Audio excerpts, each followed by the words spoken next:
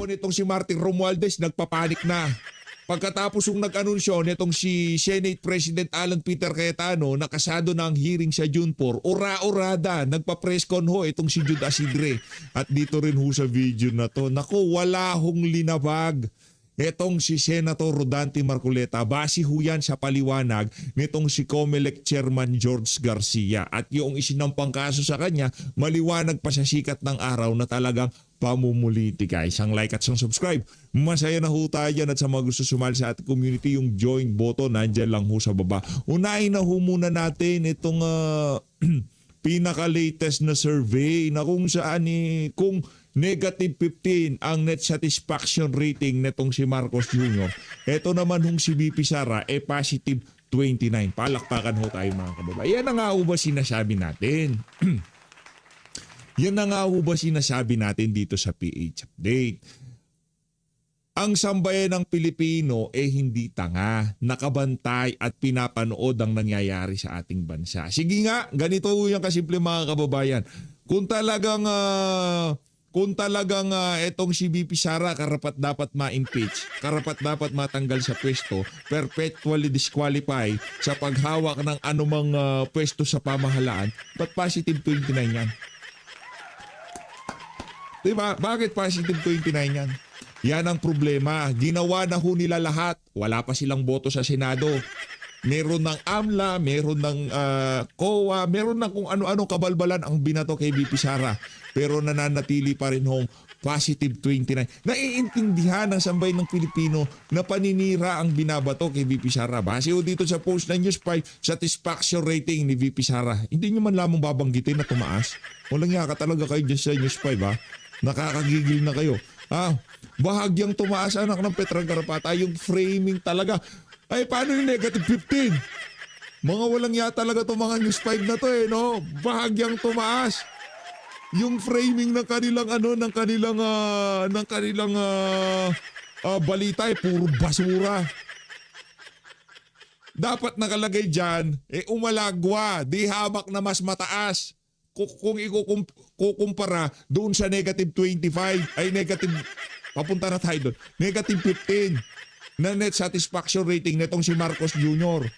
Bahagyang tumaas ang net satisfaction rating ni Vice President Sara Duterte base sa survey ng Social Weather Station SWS noong Marso. Palakpakan, no. 1 point increase. Ito mula sa plus 28 na satisfaction rating ng BICE noong Nobyembre 2025. Sa survey 54% ng Pinoy ang satisfied sa performance ni VP Sara, habang 28% ang nagsabing hindi sila kontento. Gano'n talaga demokrasya Merong mga pinklawan, merong mga dilawan, merong mga bayad, at meron pa rin nakapikit ngayong mga mapahanggang sa ngayong mga panahon na to dahil sa mga kalokohan na mainstream media. Hindi ho nila mapaliwanag na maayos na ang administrasyon na to walang ginawa kundi pamumulitika. Yung 54% okay na tayo doon. Wala na tayong issue doon. At katumbas ito ng net satisfaction rating na plus 29 na ituturing na SWS moderate. Paano yung negative 15? Anong tawag doon? Naku, alarming yun. Hindi moderate yun. Kung ako Pangulo, magkaka-negative 15 ako. Ano bang gusto ng Pilipino? Ibigay natin. Ayaw nila ng ayuda. Ang gusto ng sambayan ng Pilipino, dekalidad na trabaho, walang nakawan sa pamahalaan, imbestigahan at mapanagot yung mga magnanakaw sa mga maanumalyang flood control project. Eto tayo kay George Garcia tayo ngayon. Pambira kayo. Eto, kala siguro nitong mga to makakaisa sila kay VP Sara. Dito tayo kay George Garcia. Interview niya ito sa Storycon.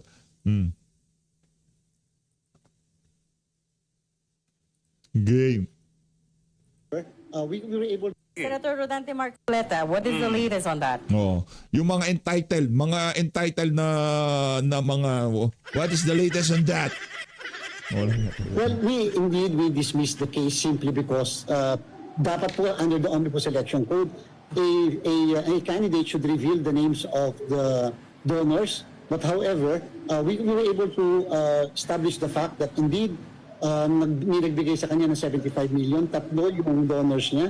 But at the same time, there was this law, Republic Act 7166, 1991 law, amending the provision of the Omnibus Election Code saying that it is no longer a criminal act if you will not report the names of the contributors. So hindi na po siya kasong criminal, decriminalized po siya by the provision of Republic Act 7166. However, the donors are required to submit the certification of the contributions, the statement of contributions 30 days after the conduct of the election, and that provision of the Omnibus Election Code was not repealed or amended by Republic Act 7166. So until today, the cases against the three contributors are still undergoing preliminary investigation with the Law Department of the Commissioner Election. So Republic Act 7166 decriminalized non-disclosure or inaccuracies in the SOSE or misreporting in the SOSE. So ano na yung penalty, sir? I mean, for Hoy, Regina!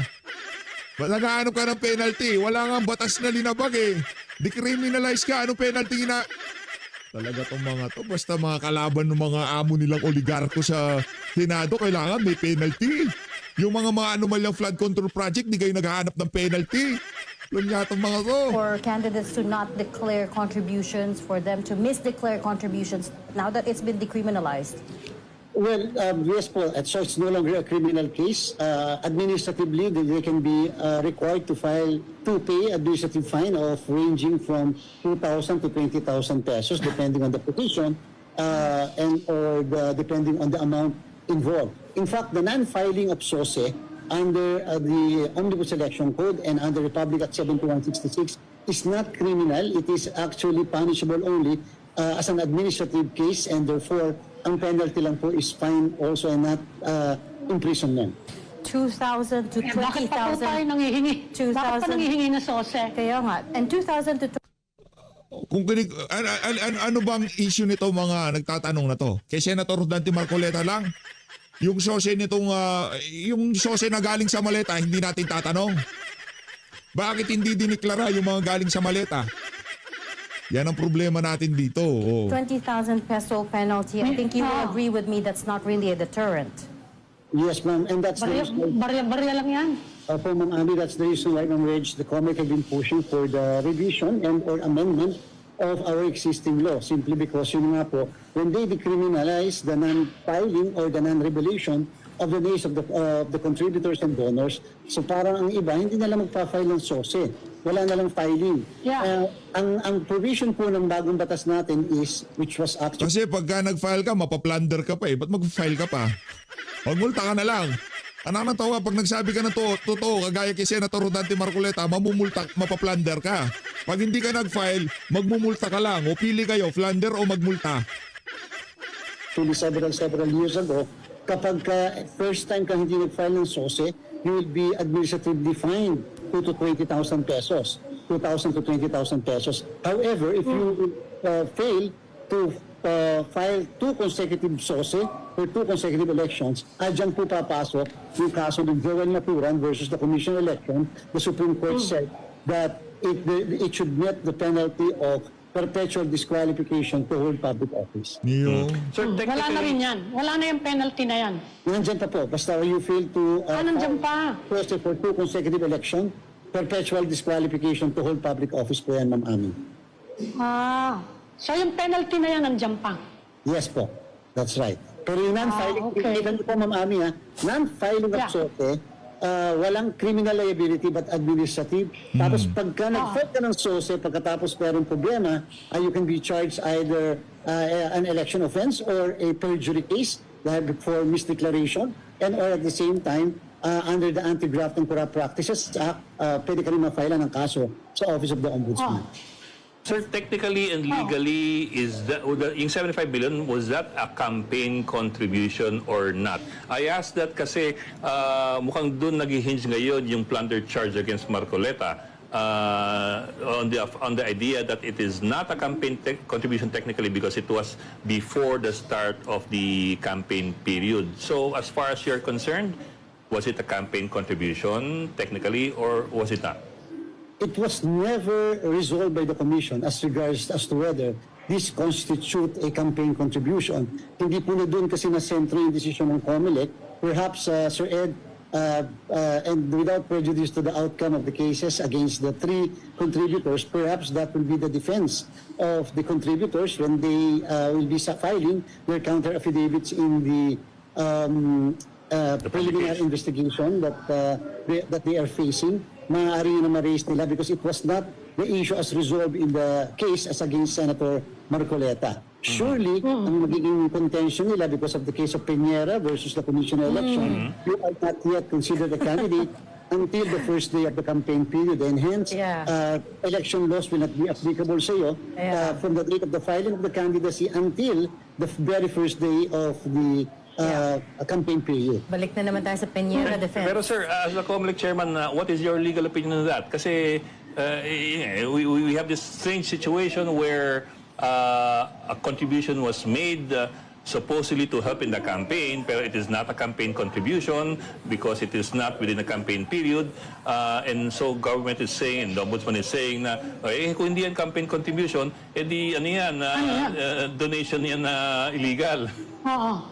Kung napansin niyo, Sir Ed, ganun ang eksaktong wordings ng ombudsman sa case. Sabi niya, there may not be an election offense because of the amendment of the law, but surely there will be a violation of the anti-graft and corrupt practices or plunder.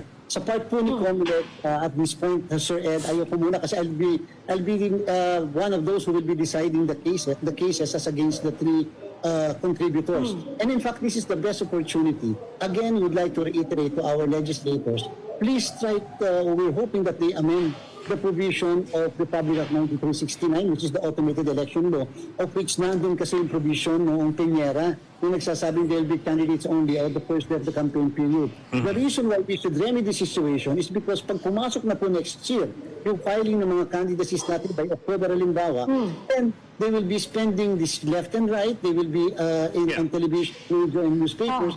And the question is, can we require them to submit the statement of expenditures during those periods when in fact that's the campaign period would start by February, second week, or March 27 for the local position. Bottom line dito, talagang panggigipit lamang yung ginagawa dito kay Senator Rodante Marcoleta. At yung mga reporter naman na to, talagang pinanggigilan itong si Sen. Ba't ba kayo galit kay Sen Dante? Inaano ba niya kayo? Hindi, lahat ay kargado yung mga yan, kilala ko. Ano natin, yung Caracas, tanong pa lang.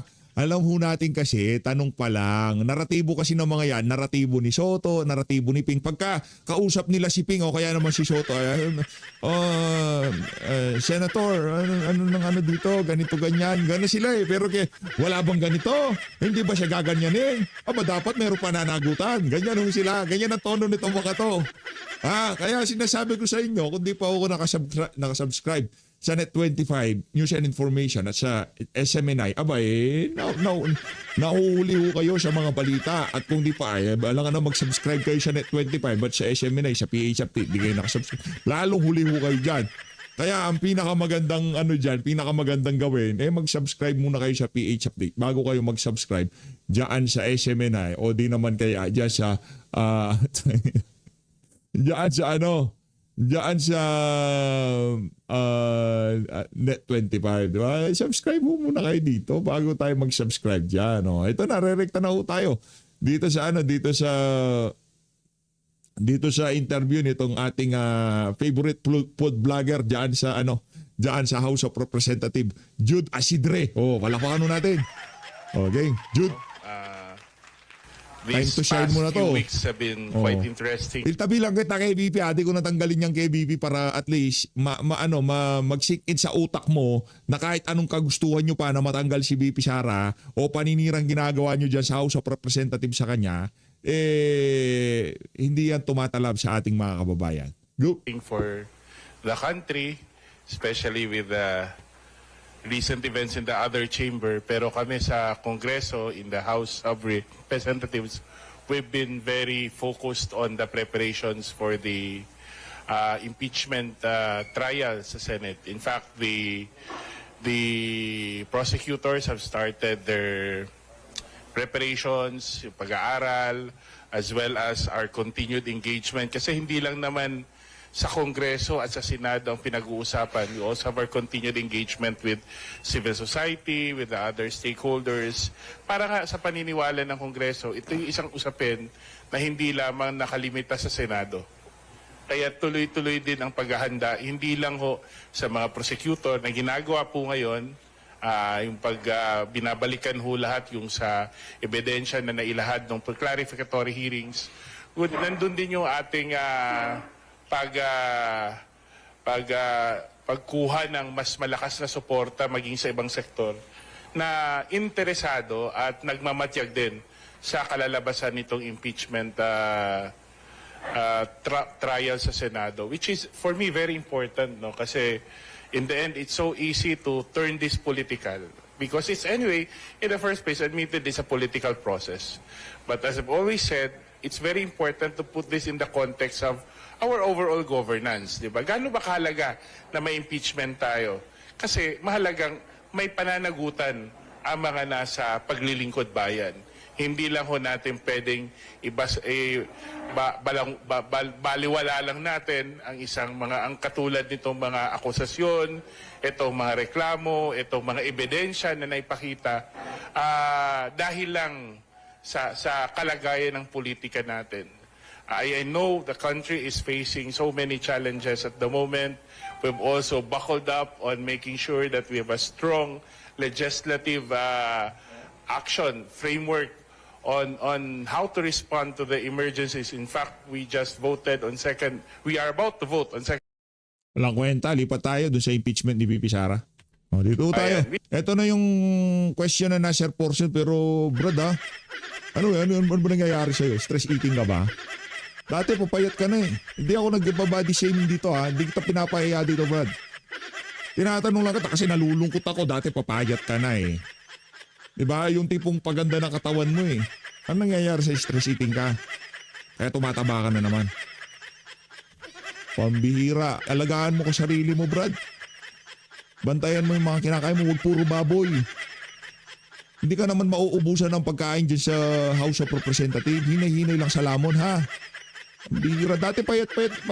Di ba sinabi ko ba, nagja-jogging na ata si Jude? Pumapayat na. Di ba nag-i-exercise na ata siya? O ngayon makikita ko, palobo na naman katawan mo, double chin ka na naman. Ano nangyayari dyan? Nakakantoko. Baka hindi umabot ng 2028, di ba? Wag naman sana, knock on wood. Gusto ko makita mo paano maging presidente si VP Sara. Alagaan mo sarili mo. Which is, I think, a good indication of how the House of Representatives takes seriously its role not only in the impeachment trial but also in the overall task of governance. Anong pangamba na nagtutuon daw ng pansin ang Kongreso sa impeachment samantalang maraming problema ang bansa? Usually nagagaling ang narrative niya sa kabila. Anong reaction niya sa sabi ng survey? Anong kabila, sir? Nanggagaling yung narrative sa kabila. Ano sa kabila? Sinong kabila? Doon sa mga umiiyak na kababayan natin, ngayon walang makain? Walang trabaho? Ha? Yung mga negosyo na halos magsara na dahil walang kita? Yung ba yung kabilang tinutukoy mo? Okay. Baka yung naratibo nyo sa maletagang. Okay. Approve. Tandaan nyo yung mukha na yan. Kabila daw. Yung mga umiiyak na Pilipino na sinasabi, bakit impeachment? Paano na lang kami? Kabila tawag niya sa inyo. Overwhelming majority ng Tingnan mo, pati Mike, ayaw. Napapanot ka na, sir. Anak ng tokwa. Pawala na buhok mo. Ganyan pa pinagagawa mo sa buhay mo. Ayusin mo. gusto matuloy ang impeachment at malaman kung anong ebidensya. Yan di po ang isa po sa tinitignan ng Kamara noon. Tinitignan natin na lalo na after ng clarificatory hearings, halos dumoble o trumiple ang interest. At hindi lang ho interest, yung kagustuhang malaman kung paano mariresolba itong impeachment process na sinimulan po sa House of Representatives. Ako, simple lang ho ang pananaw ko dyan. alam ho natin na maraming problema ang bansang hinaharap natin, no? At hindi ho naman nagkukulang ang Kongreso. Pero in the scale of things, no, naniniwala tayo na ang accountability is basically very essential to the quality of governance that we have in the country. Diba? Kung hindi natin kayang panagutin ang mga nasa kapangyarihan, magiging mahirap na mapapanagot natin sila sa, for example, sa quality ng governance, sa delivery of social services. So I think that's very clear, no, na hindi ito, kumbaga, itong impeachment process, hindi ito salungat, hindi ito hiwalay sa dapat naming ginagawa bilang mga mambabatas, bilang miyembro ng Kamara. Hindi ito parang I love you more, I love you less. 'Di ba? Hindi kami kailangan mamili. Oh, 'di ba? So parehong kailangan gawin, parehong kailangan bigyan ng atensyon, kailangan parehong bigyan ng effort, no? Kasi in the end, ang taong bayan din naman ang kailangan na natin, kumbaga, i-fulfill yung obligasyon natin sa kanila. Yan. O ba't mo kinukumpasan yung Senado na mag-focus sila sa impeachment, wag sa Blue Ribbon? Sino bang pinapanagot dun sa Blue Ribbon? Yung mga sitting government official na winalanghia ang kabanan sa bayan. Di ba ganun yun? Oh, double standard. Yan ang problema pagka sumusobra ka sa baboy. Nagiging double standard ka. Kaya hindi tayo nagkakain ng baboy eh. Bira ka, Juda. Walang hiya ka talaga. Nagbigay ng pahayag ang Pangulo na hindi pahayag, lamentation kung ano ang nangyayari sa Senado. With all this, ano po ang, siguro, kaya ano ko na lang. Ito na. Kasi nasa side ka ng prosecution eh. There is a thing as sub judice sa regular na korte. Doon to kung anong tawag pagka sa impeachment court. Kayo na lang po sa Tindig Pinas. Ano yung reaksyon ninyo na mismong ang Pangulo ay nagpahayag ng tila politicking is too much in the Senate, to say the least? Magandang umaga po. Una, hindi po ko taga-Team Pinas po. Pinas. Pero, yes, opo. Pero kahit Ay, walang kwenta to. Di kita kilala. Kay Juda Sidre lang ako. Juda Sidre lang. Pagka hindi congressman, huwag mo na magsalita dito. Kay Jude lang. Jude lang. Sa totoo naman ako ay naniniwala na, may tiwala pa naman ako na sa kaparehong paraan na ginampanan ho ng mga miyembro ng Kamara ang aming role sa prosesong ito, ay gagampanan din naman ng mga senador ang kanilang role, no, under the Constitution to serve as the impeachment court. I don't see any reason to doubt that at the moment. Ang worry ko lang is kung sa lahat ng ingay na ito, hindi kaya ma-distract ang taong bayan, di ba? It's really more of paano natin ma-establish yung, kasi technically they cannot derail it eh. We're all duty bound. In the same way that kami sa House, we had no choice but we were bound by the constitutional process to initiate the impeachment after may nagsampa ng complaint. Ako naniniwala na gagawin at walang choice ang Senado kundi gawin at gampanan ang Ginagawa na nga, nakaschedule na nga, pinadala na nga ng summons yung kampo ni VP Sara, di ba? O ano pang gawin? Talagang huli nila. Sido, Klaro yun. Pero itong mga ingay ng individual senators na lang sabihin natin, no? At kung ano pang mga nangyayari ngayon sa political scene natin, sana hindi ito maging kumbaga rason to muddle the issue, di ba? Kasi hindi rin makakatulong sa mga kababayan natin, sa mga nanonood. Committee to be chaired by Senator Marcoleta. Sabi ni Marcoleta, i-isasama niya si Trillanes, DOJ, tsaka NBI. Oh, may problema. To siguro explain their side on the recent Senate. How would you interpret this development? Ako, I would react with caution, no, kasi I'm not so sure how they do their process sa Senate, pero ang pagkakaalam ko katulad sa amin sa Kongreso, the one who creates Kayo na akong bumalagbag dito kay Jude Asidre sa bahagi ng video natin na to. Bahala na ho kayo dyan. Ang importante lang naman dito, makita ng sambayan ng Pilipino kahit ano pong paninira ang ginawa kay VP Sara, ayan pa rin ho siya. Ayan pa rin ho, nakatindig. Yan talaga ang tindig. Yung kasama nitong si Jude Asidre, di ko kilala yung tindig Pilipinas. Alam ko yung tindig Pilipinas siya, kay Leila de Lima yan eh. Pinapatindig lang naman itong si Leila de Lima, yung driver bodyguard niya. Ito, rekta ho tayo kay ano. Tuloy ho natin to. the subcommittee is a mother committee in the plenary. The plenary organizes the mother committees, and then the mother committee, kumbaga, ito in this case, the Blue Ribbon, is supposed to be the one to create the subcommittee. It's unheard of sa House na gagawa ng subcommittee for that purpose. And in any case, all of these actions have to be approved on the floor sa plenary, which I'd like to presume hindi naman sila nag-session mula ng Webes, di ba? So I would want to withhold my reaction on whether it is in accordance with the rules or not. No, kailangan gusto kong antayin until Monday kung how the plenary of the Senate will deal with that. Pero sasagutin ko na rin yung tanong mo. Pareho ako ng katanungan ng marami, no? Na bakit kaya pinipilit nila na gawin to sa panahong ito ngayon, di ba?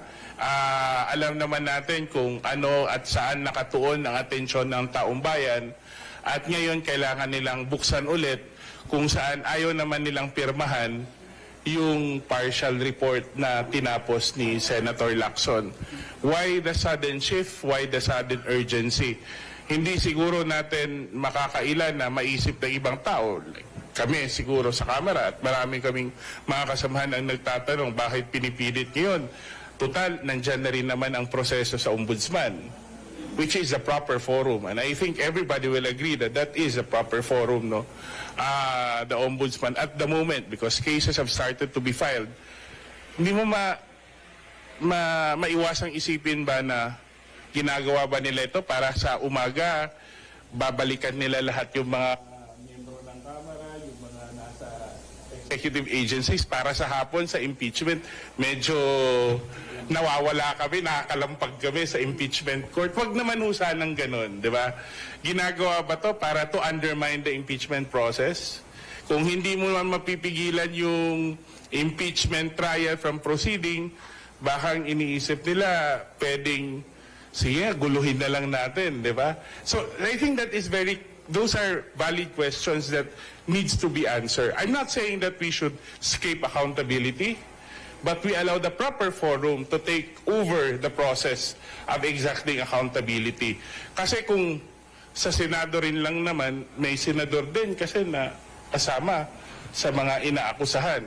Kaparehong, kung kami, hindi rin naman siguro matutuwa ang taong bayan na kami rin ang mag-iimbestiga sa mga kasamahan namin sa House. And precisely the reason bakit the House decided to defer the role of the investigation sa Ombudsman. I think the process of searching for accountability, of exacting accountability should proceed, should continue.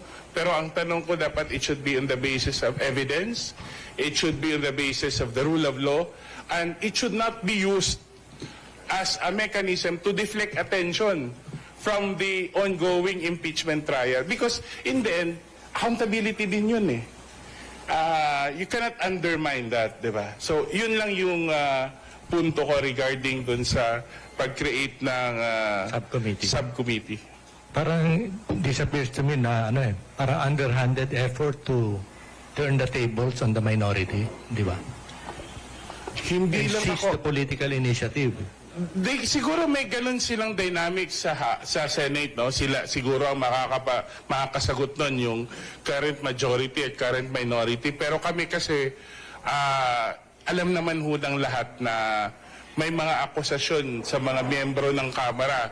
At sa hapon, kung sakaling mangyari man to, tuloy-tuloy, gagampanan ng mga miyembro ng Kamara ang role bilang prosecutors, di ba? So there will always be that institutional tension that we would want to avoid at the moment, given the gravity of the impeachment trial. I don't think, no, as I've always said, lahat tayo gusto ng accountability. Pero hindi mangyayari ang accountability kung unahin natin yung politika. Hindi mangyayari ang accountability kung gagamitin natin ito to the political advantage of one group over the other. Kasi sa totoo lang, ang mas malaking tanong pag nagsimula ng Blue Ribbon Subcommittee investigation sa Senate, sa Blue Ribbon Subcommittee, no? Ang malaking katanungan doon, sino magbibenepisyo eh? Kaninong naratibo ang mangingibabaw, di ba? So, the people we have to be very clear. And in the end, no, the shortcuts will not serve our ultimate purpose of exacting accountability, whether in the case of the flood control problem or scandal, or in the case of the impeachment. Kong, good morning po. Ang problema dun sa konsepto ng accountability, plakado siya dun sa kinakailangang makonvict yung pangalawang Pangulo. With the current dynamics sa Senado, ibig bang sabihin nito kung may problema yung mekanismo kung sakasakaling hindi magtagumpay?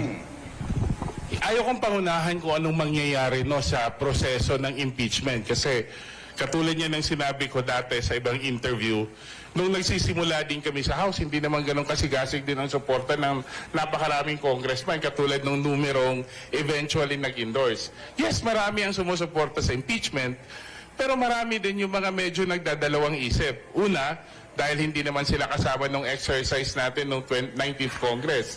1/3 of Congress, hindi naman mga congressmen nung in-impeach namin siya nung nakaraang taon. Pangalawa, syempre, hindi naman natin makakaila kasi nagbabasa din naman kami ng newspaper, tinitignan din naman namin sa Facebook, ang popularidad ng pangalawang Pangulo, di ba? But the process kasi allowed us to clarify our position, especially nung nilabas na yung mga ebidensya. Doon talaga, lumabas na rin yung suporta ng mga congressman. Kasi hindi pwedeng baguhin o hindi mo pwedeng i-distort yung katotohanan na pinapakita ng mga numero ng dokumento eh. You cannot change that eh. Eventually, that became more than compelling for 200 plus, way above the expected number of the members of Congress to agree to the impeachment, to find probable cause in the impeachment of the Vice President. I expect the same for the Senate. I cannot say at the moment, I'm sure at the moment, klarado yung, sabi mo nga, yung interplay ng political dynamics. Pero may tiwala ako that the process is so designed, no?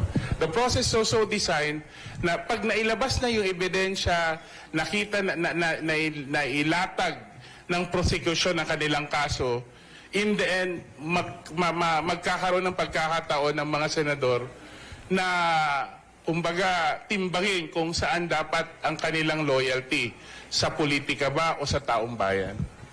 Gamitin ko lang yung May survey ng Okta. Kay Congressman pa rin po, bago kay Prof. Lumalabas po doon halos 7 sa bawat 10 Pilipino ay pabor doon sa impeachment. Ibig bang sabihin po nito, yung numero po ba na ito ay sapat para tutulan o igupo yung tangka para patayin yung proseso ng impeachment?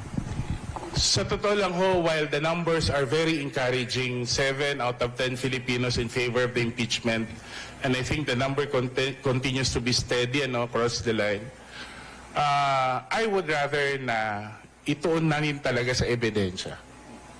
It's not the popularity or the unpopularity of the opinion that should determine the outcome. It should be the evidence that should determine the outcome.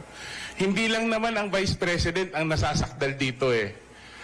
What is being placed on trial is our democracy. Diba? Yung katatagan ng ating mga institusyon, ang tiwala ng taong bayan sa ating mga institusyon, dapat kasama ho yun sa equation. Bagamat encouraging at to be honest, we feel validated to a certain extent, no? Pero ako personally naniniwala na mas mahalagang nakatuon tayo sa ebidensya. Let the evidence speak for itself. And let that be the basis for the outcome of the impeachment trial. Yung pong let the evidence speak, panawagan po para kanino yan? I mean, sa lahat yan. Sa lahat. Sa Senado, sa prosekusyon, sa mga taong nanonood. Alam ko kasi sa panahon natin yun, madaling madala tayo ng mga pananaw natin sa politika, to our political loyalties, to our political interests.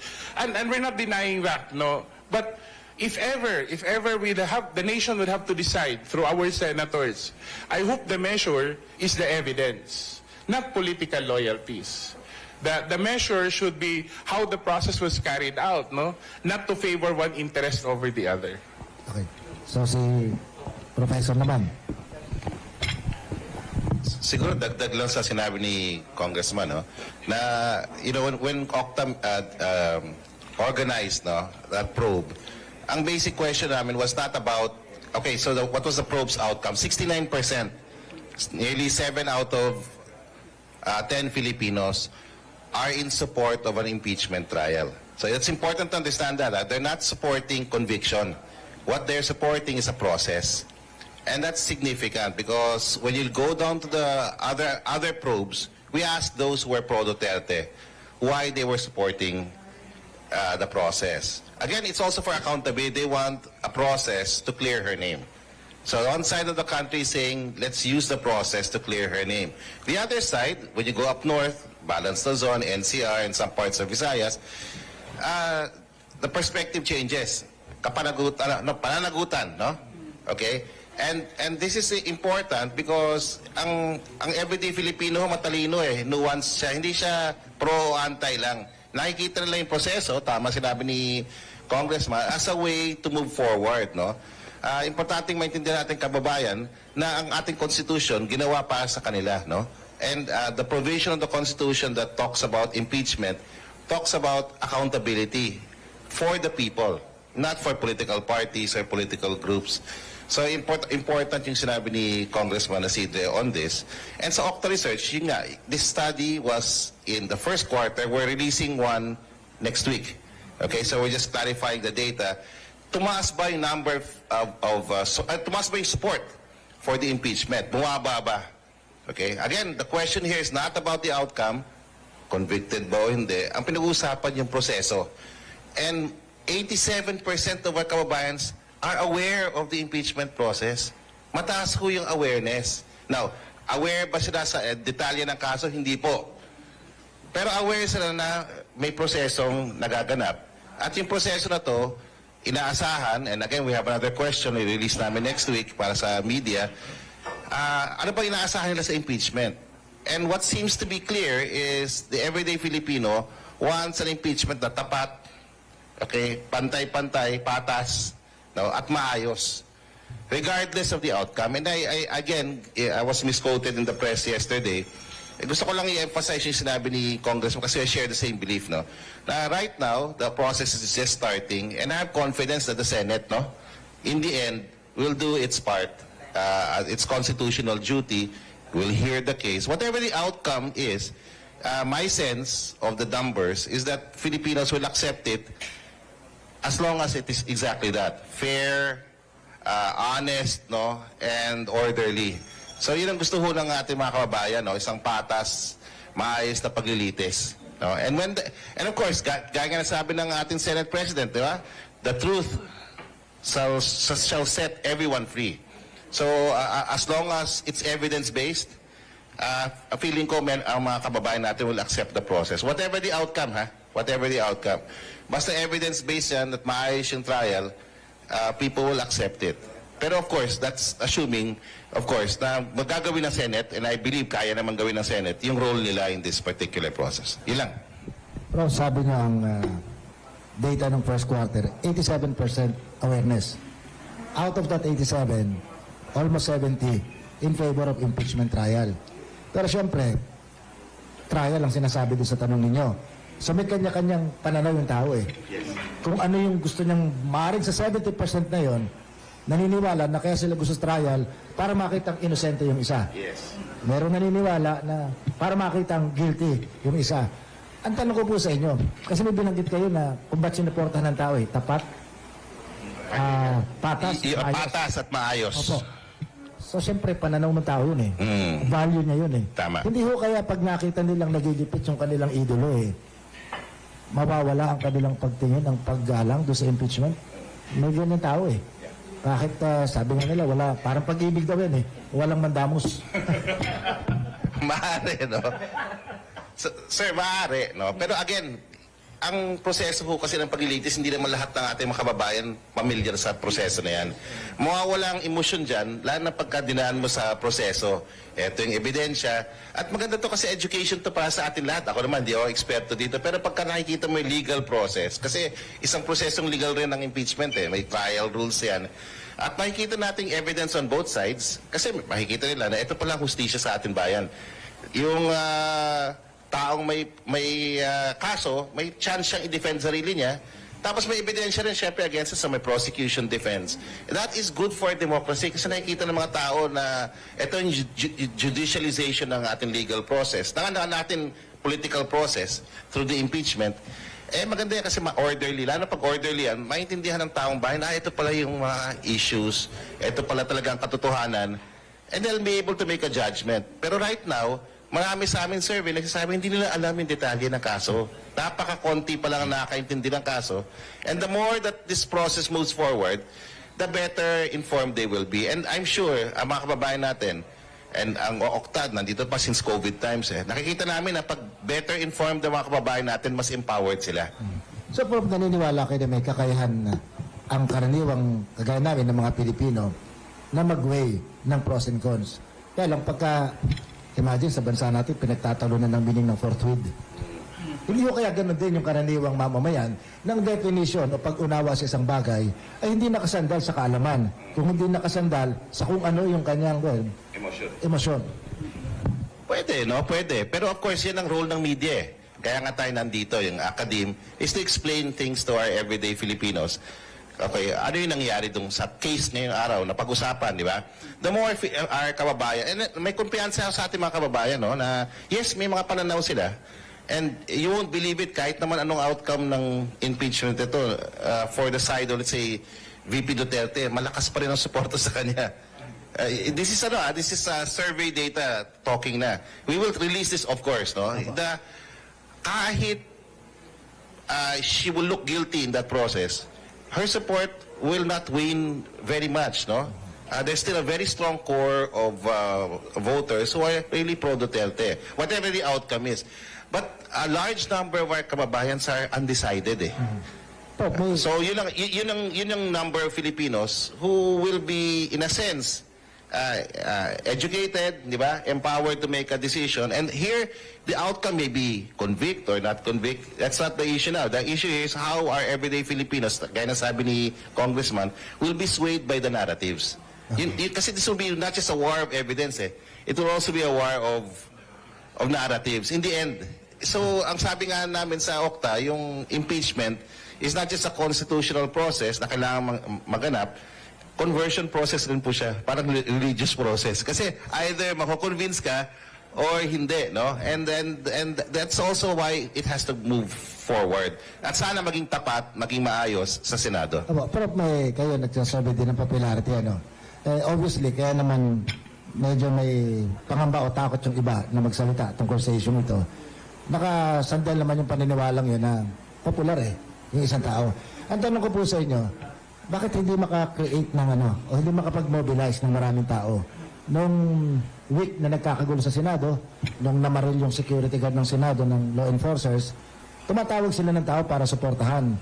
Pero mukhang mukhang pag nag-concert yung Bini, mas marami pang pupunta kaysa doon sa, hinahanap ko yung educate us using your numerical prowess. Bakit walang dumating ng mga tao para iligtas o isalbar yung kanilang mga idolo?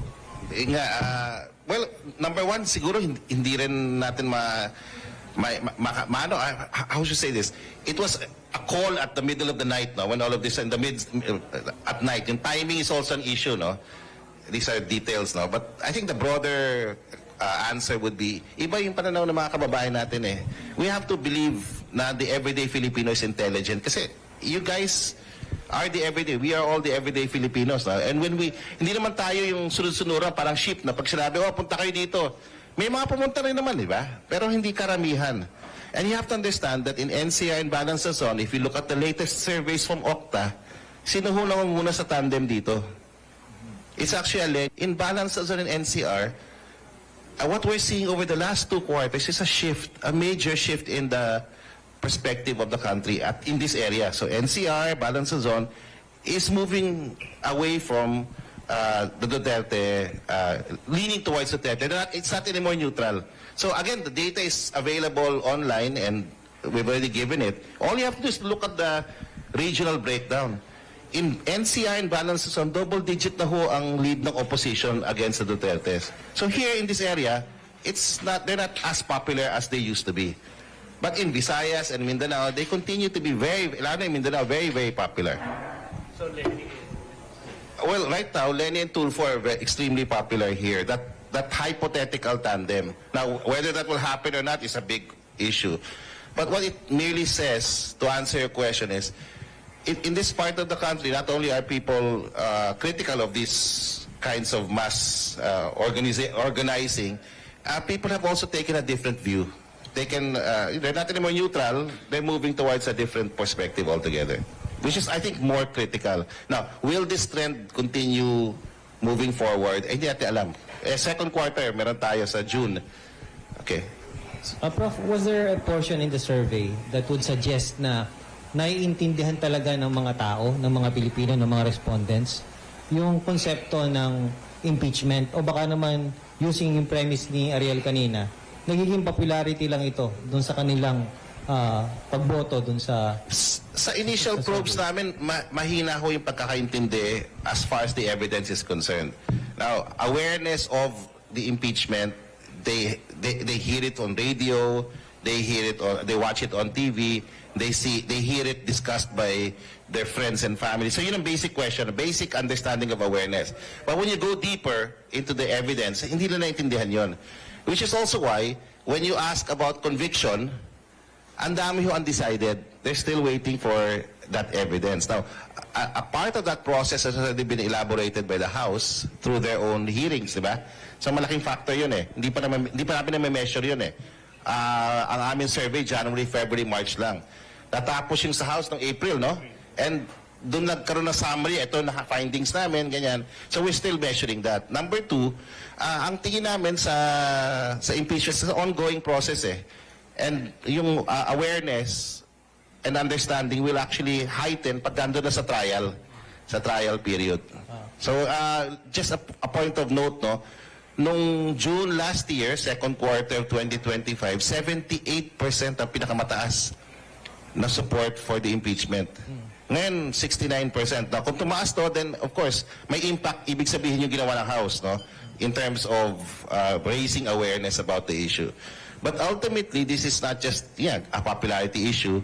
It's not just an issue of public opinion. It's also a legal, constitutional issue. Sana kung matuloy sa Senado to, mas lalo magkakaroon ng clarity ang ating mga kababayan on the issue. Prof, sige, go. If I may You want to say add, no? something? I know every generation speaks a particular language, but it would be good to point out na despite the differences in the language or the attitude or the behavior, may mga enduring Filipino values kasi. May mga values na define us, like ano ang in-expect natin sa gobyerno, ano yung klaseng lipunan gusto natin maging. At despite the differences and the divergences from every generation to the next, I think kitang-kita naman ng tao. Ang mahalaga lang, siguro challenge din sa amin sa Kamara bilang part, kahit hindi ako prosecution, no? Pero bilang part sa parte ng prosecution, is to make sure that our language, the way we present the case, will speak to the reality of ordinary Filipinos. Yun ang mahalaga. Lalong-lalo na sa panahon na may kinakaharap tayong mga krisis. Sabi nga nila, ang panahon ng krisis ay palaging panahon ng posibilidad. In 2001 ba yun, EDSA II, Erap was a very popular president. The Senate was dominated by his allies.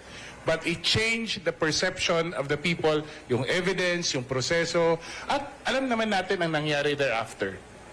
Kaya ako may tiwala sa prosesong ito kung makikita lang ng taong bayan ang stake nila, ang papel nila sa nangyayaring ito. Dapat doon natin makita yun eh. Yung mga senador na kumampi sa dating Pangulong Estrada among the more popular senators who eventually lost. in the election thereafter that followed in 2001 election after the EDSA. So, hindi ito bago na pangyayari. Hindi ito first time na mag-i-impeach tayo na napaka-popular na leader. Ginawa na natin to dati. Kailangan lang, katulad nga sinabi ni Prof. Ranjit, this is the defining moment for this generation. Walang isang sanin lahi, walang isang generation that receives a perfect nation. Palaging may room for improvement ang pagka-Pilipino. Palaging may room for improvement ang Pilipinas. Ito ang panahon natin to make that improvement. Prof, doon po sa survey ninyo na itong may resulta, kapuna-puna po doon yung bahagyang pagpalo pataas at pagsaud-dos ng numero ng Pangulo at pangalawang Pangulo in terms of performance and trust rating. Pwede po ba nating sabihin o na may kinalaman yung impeachment sa usapin na ito, una, at pangalawa, doon po sa lingering notion, lalo na sa pangalawang Pangulo, na all this time parang ang tingin ng mga tao sa kanya, lalo na sa mga komento sa social media, na non-performing yung pangalawang Pangulo. Yung nire-refer niyo po na survey, hindi ho sa survey company namin yun. Pero so I can't comment on it. But yung survey na nilabas ng Okta, which is available again, ang dalawang divergent trends na lumabas. Number one, bumaba ho ang performance rating ng Vice President. Nag-improve yung performance rating ng Presidente, pati yung kanyang trust rating. But that was before the major crisis natulot ng ating Middle East conflict. So ngayon, second quarter, which we're going to do in June, makatinan natin kung dumausdos nga ang numbers niya.